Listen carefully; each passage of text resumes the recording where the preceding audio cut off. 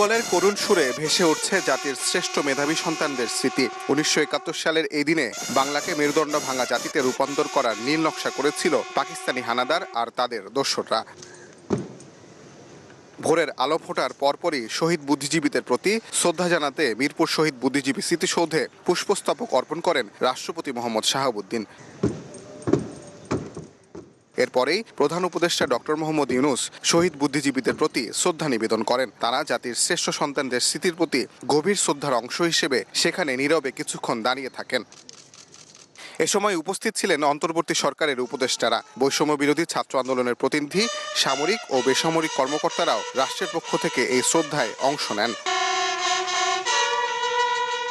পরে আইন ও প্রবাসী কল্যাণ উপদেষ্টা আসিফ নজরুল সাংবাদিকদের বলেন, ৭১-এর মুক্তিযুদ্ধ এবং শহীদ বুদ্ধিজীবীদের চেতনার ধারাবাহিকতায় ২৪-এর গণঅভ্যুত্থান সংঘটিত হয়েছে। ৭১-এর মুক্তিযুদ্ধ, আমাদের শহীদ বুদ্ধিজীবীরা আছেন, মুক্তিযোদ্ধারা আছেন, ওনারা যে স্বপ্ন, যে প্রত্যয় এবং যে ভালোবাসা, দেশের প্রতি ভালোবাসা নিয়ে যে সংগ্রামে ঝাঁপিয়ে পড়েছিলেন, সেটারই কন্টিনিউয়েশন ছিল আমাদের জুলাই গণঅভ্যুত্থান। বহু শহীদ বুদ্ধিজীবীর আত্মত্যাগের পর আমরা স্বপ্নের বাংলাদেশ গড়তে ব্যর্থ হয়েছিলাম, একদলীয় মানসিকতার জন্য, একটা দলের ব্যর্থতার জন্য।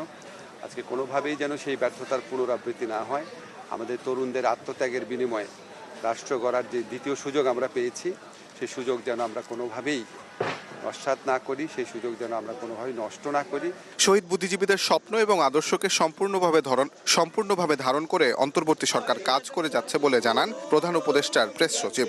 এই পুরো জুলাই গণ আন্দোলন, যে গণ অভ্যুত্থানের যারা ছিলেন, তারা পুরো শহীদ বুদ্ধিজীবীদের ড্রিম, তাদের আইডিয়ালস, তাদের যে দেশ গড়ার যে স্বপ্ন, আমরা পুরোপুরি এটা ধারণ করি এবং সেই লক্ষ্যে আমরা এগিয়ে যাচ্ছি।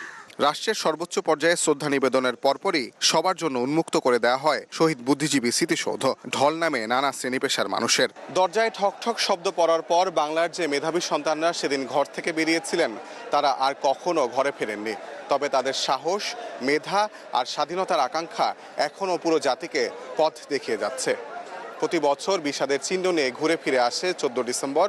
মুক্তির মন্দির ও সোপানো তলে যাদের প্রাণ বলিদান গেছে, অশ্রু জলে তাদের স্মৃতি লেখা থাকবে বাংলার মানুষের মনে।